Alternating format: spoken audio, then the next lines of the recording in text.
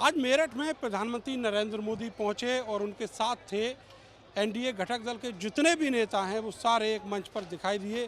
खास करके जयंत चौधरी जो हाल ही में एनडीए का हिस्सा बने हैं वो भी दिखाई दिए और एक आह्वान किया गया है कि सारे लोग बीजेपी को 400 पार पहुंचाने के लिए पूरी ताकत से जुटें। मेरे साथ बीजेपी के नेता आलोक अवस्थी जी हैं। सर, ये जो मैसेज यहाँ पश्चिमी उत्तर प्रदेश से दिया गया है और ये आगाज हुआ है यूपी में चुनाव का, कितना बड़ा मैसेज है और इसके मायने क्या? देखिए, मेरठ की क्रांतिकारी धरती पे ये तीसरी बार चुनाव प्रचार मोदी जी ने शुरू किया है। इसके पहले भी 2014 और 2019 के चुनावों में मोदी जी ने मेरठ की धरती से प्रारंभ किया था और आज सारे घटक दल के नेता और साथ ही साथ सबसे बड़ी बात कि लोकदल के राष्ट्रीय अध्यक्ष चौधरी जयंत सिंह भी जो है आज मंच पे थे और वो एनडीए का हिस्सा बने हैं।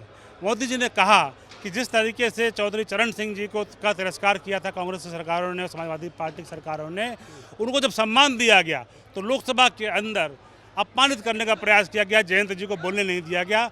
मोदी जी ने आज जो है मंच से इस बात की जो है निंदा करी है।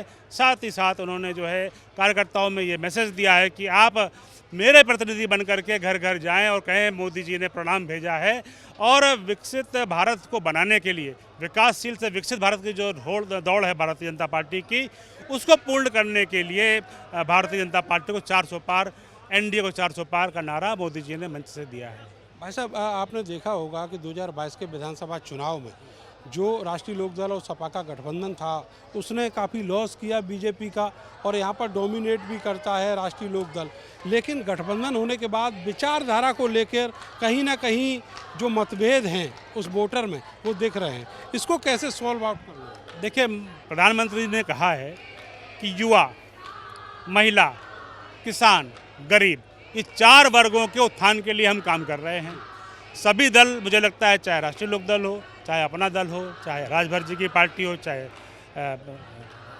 अपने अनुप्रिया पटेल जी की पार्टी है, ये मछुआरों का जो अपनी पार्टी है, इन्होंने कहा है कि हम सब जो है मिलकर के इन चारों वर्गों को ऊपर उठाने के लिए काम कर रहे हैं।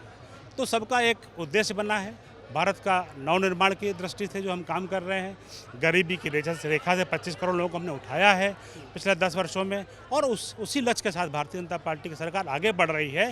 मोदी जी ने कहा है कि हम अगले 5 सालों में भारत को तीसरी बड़ी अर्थव्यवस्था विश्व की बनाएंगे और तीसरी बड़ी अर्थव्यवस्था का मतलब है कि भारत के चारों तरफ चौतरफा खुशहाली होगी, रोजगार होगा, उद्योग होंगे और तमाम साधन ऐसे उत्पन्न होंगे। जब तीसरी बड़ी अर्थव्यवस्था बनेगी तो भारत का एक नए रूप में खड़ा होगा। इस सपने के संकल्प के साथ सारे लोग मिलकर काम कर रहे हैं। सर, 2 सीटें बागपत और बिजनौर जो है वो राष्ट्रीय लोकदल के खाते में आई हैं और वहाँ पर बीजेपी का कार्यकर्ता तन मन से लगा हुआ है।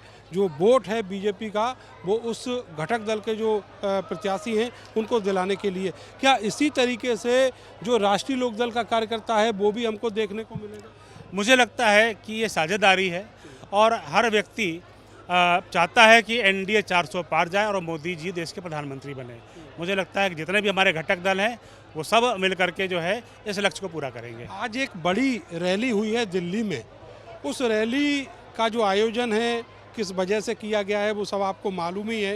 जो केजरीवाल की गिरफ्तारी हुई उसको लेकर अब सब इकट्ठा होकर और सरकार के खिलाफ बिगुल फूंक रहे हैं। इसका इम्पैक्ट आप क्या देख रहे हैं? क्या कुछ बदल पाएंगे इससे? मुझे लगता है कि विपक्ष बिखरा हुआ है क्योंकि उनके पास ना नेता है ना नीति तय है और नीयत तो बिल्कुल ख़राब है। इसी वजह से आप देखेंगे जिस समय ये सारे लोग इकट्ठा हुए थे उसके बाद तमाम राज्यों में प्रमुख दल छोड़ कर जा चुके हैं। यहाँ तक कि जिन केजरीवाल जी की जो पार्टी वो भी पंजाब में जो है कांग्रेस के खिलाफ लड़ रही है।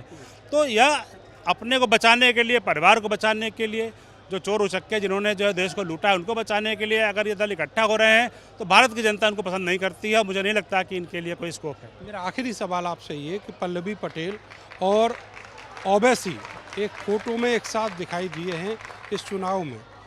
पार्टियां छोटी हैं लेकिन इसका मैसेज बहुत गहरा हो सकता है। मुझे लगता है कि हमको 2019 में जाना चाहिए। 2019 में आपको पता है कि सबसे बड़ा गठबंधन बना था बसपा, सपा, कांग्रेस और लोकदल का। उसके बाद भी भारतीय जनता पार्टी 64 सीटें लेके गई। तो आप कोई दल मिल रहा है अपनी राजनीति को करने के लिए मिल रहा है, वो स्वतंत्र है अपनी राजनीति करने के लिए, लेकिन भारत की जनता कोई प्रयोग नहीं करना चाहती है। वो चाहती है कि मोदी जी देश को आगे लेके जा रहे हैं, 11वीं अर्थव्यवस्था से 5वें पर लेकर के आए, 5वें से 3रे पर छलांग लगाने के लिए भारत तैयार बैठा है। मुझे नहीं लगता कि कोई भी वोटर जो है इस समय इसको रोकेगा।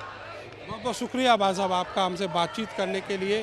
तो नरेंद्र मोदी ने इस मंच से आज जो मैसेज दिया है उसकी गूंज दूर तक होगी, ऐसा दावा बीजेपी और बीजेपी के नेताओं का है, लेकिन इसका असर कितना होगा ज़मीनी तौर पर ये चुनाव के नतीजे तय करेंगे। कैमरा सहयोगी सानू के साथ मैं नरेंद्र, भारत समाचार, मेरठ।